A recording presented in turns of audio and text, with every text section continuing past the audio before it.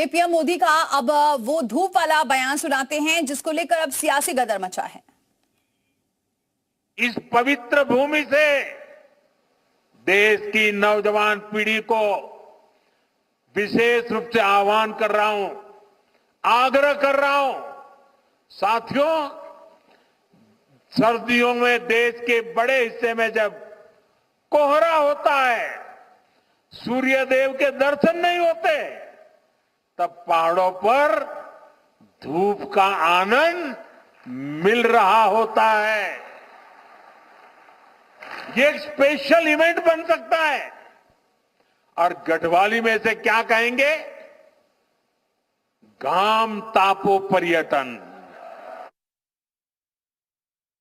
और चलिए सीधे रुक करते, रामानुज हमारे साथ जुड़ चुके हैं, हमारे सहयोगी इस खबर पर। रामानुज, भले ही प्रधानमंत्री ने ये बयान दिया हो और इसको लेकर कांग्रेस इसे किस तरफ से सोच रही है ये तो कांग्रेस समझे, लेकिन प्रधानमंत्री का इशारा इस तरफ था कि उत्तराखंड में और लोग पहुंचे, पर्यटक पहुंचे, लेकिन कांग्रेस इस पर निशाना साध रही है।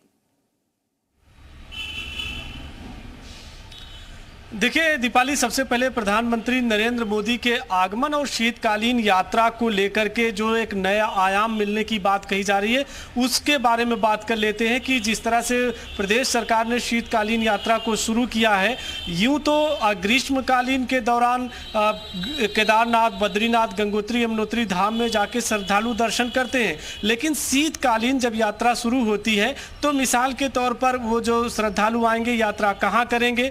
जैसे कि अब गंगोत्री को अगर आप देखते हैं तो मुखवा में, और यमुनोत्री के लिए खरसाली में, और केदारनाथ की डोली जो ऊखी मठ में रहती है वहां पर दर्शन कर सकते हैं। और इसी तरह से बद्रीनाथ की जो डोली आती है उसको जो जोशी मठ में कर सकते हैं। तो इन चारों स्थानों को शीतकाल से जोड़ने के लिए आज जब प्रधानमंत्री नरेंद्र मोदी खुद आए और उन्होंने आह्वान किया तो इसको उत्तराखंड के न सिर्फ धार्मिक यात्रा से बल्कि यहाँ की आर्थिकी से जोड़कर प्रदेश सरकार देख रही है कि स्थानीय लोगों को रोजगार मिलेगा और शीतकालीन यात्रा एक नए आयाम के साथ आगे बढ़ेगी। अब बात आती है, कांग्रेस पार्टी जरूर सवाल उठा रही है, लेकिन इस बात को देखना होगा कि जिस तरह से अब प्रदेश सरकार ने शीतकालीन यात्रा को बूस्टअप करने के लिए और जगह जगह पर अब जो इंतजाम करना है शीतकालीन के दौरान उसको करने के लिए काम कर रही, तो ऐसे में अगर यात्रा चलती है और प्रधानमंत्री नरेंद्र मोदी ने कहा कि हर महीने 12 मास उत्तराखंड